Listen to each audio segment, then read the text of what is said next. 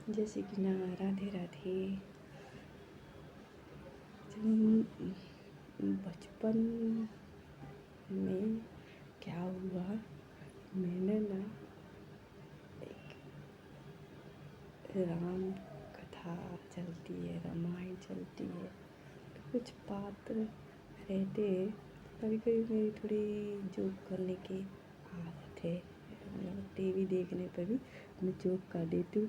तो मैंने वो समय क्या करा था, हनुमान जी का थोड़ा सा हँस दिया था। एक्चुअली वो भी हमसे तो स्माइल मतलब चलती रहती है, प्रभु और भक्ति की बातचीत है, तो वो भी हमारे साथ कुछ मजाक मस्ती करते रहते हैं, हम भी करते रहते हैं।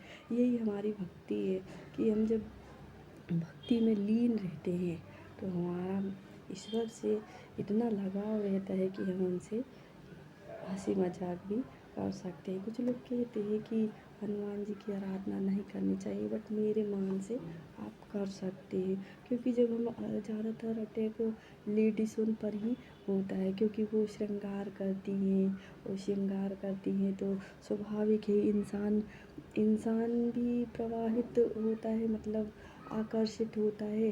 तो भूत प्रेत भी स्वाभाविक है कि आप पे आकर्षित होंगे। तो आपको तो हनुमान जी की मतलब आराधना करनी चाहिए, जिससे भूत प्रेत भागें।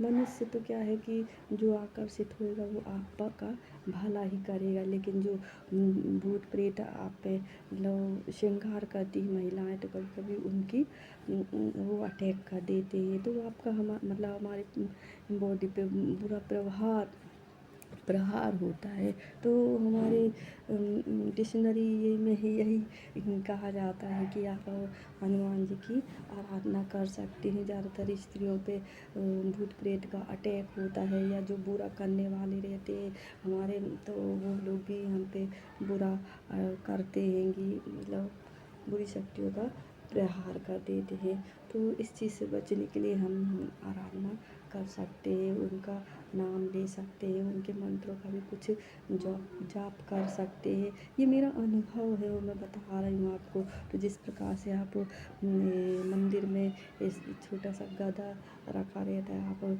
पूजा स्थल पर आप गदा रख दीजिए, या फर्स्ट द्वार पर आप गदा लगा दीजिए। तो जैसे आपको प्रवेश हो रहा है तो बुरी शक्ति का, तो स्वाभाविक है कि हनुमान जी आपको सेफ करेंगे। और हो सके तो गदा पीछे भी लगा दीजिए। कभी कभी क्या आपके जो मकान बना रहता है पीछे भी खुला रहता है, तो पीछे से भी बुरी शक्तियों का भी मतलब प्रवेश हो सकता है और आप पे घर पे आक्रमण कर सकते हैं। तो इस तरीके से आप गदा लगा सकते हैं, जैसे कि हमारे धीरेन्द्र शास्त्री जी हैं, वो मतलब करते हैं। तो हमारा जो था, आज मैं बोल रही हूँ, जैसे एक्चुअली मुझे बहुत पहले से नॉलेज है, मैं वीडियो बनाना नहीं चाहती थी, लेकिन अब थोड़ा सा बनाने लगी। तो जो हमारे जो शस्त्र रहते हैं, हमारी देवी के जो शस्त्र रहते हैं और जो भगवानों के शस्त्र रहते हैं, उनकी हमें पूजा आराधना करनी चाहिए। तो ये क्या है, एक्चुअली हम करते हैं, लेकिन कुछ लोग क्या है नेगेटिविटी भर देते हैं, फैमिली मेम्बर को भी ऐसी नेगेटिव चीज़ें भर देते हैं। तो मैं क्या मेरे में क्या होता है कि जब भी मैं पूजा आराधना करती हूँ तो मेरी पूजा में बाधक होती है। कैसे होती है बाधक, कि आपके जो फैमिली मेम्बर हैं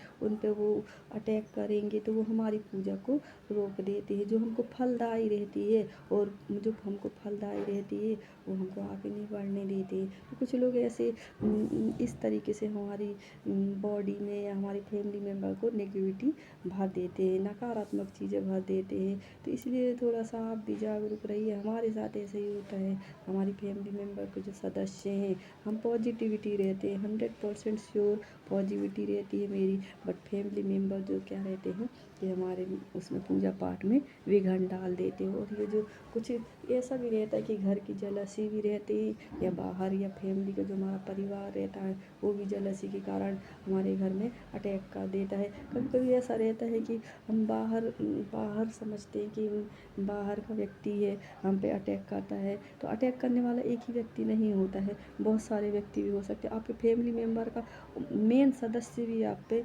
अटैक कर सकता है, कि जलसी भावना रह सकती है, जो भी हो। लेकिन आपको ये इस चीज़ का ध्यान रखें, आप उनका आराधना करो और इस शक्ति को प्रहार करना है तो आपको ब्रह्मचर्य का पालन करना बहुत ज़रूरी है। जब भी आप इस बुरी शक्तियों से लड़ सकते हैं, मात दे सकते हैं।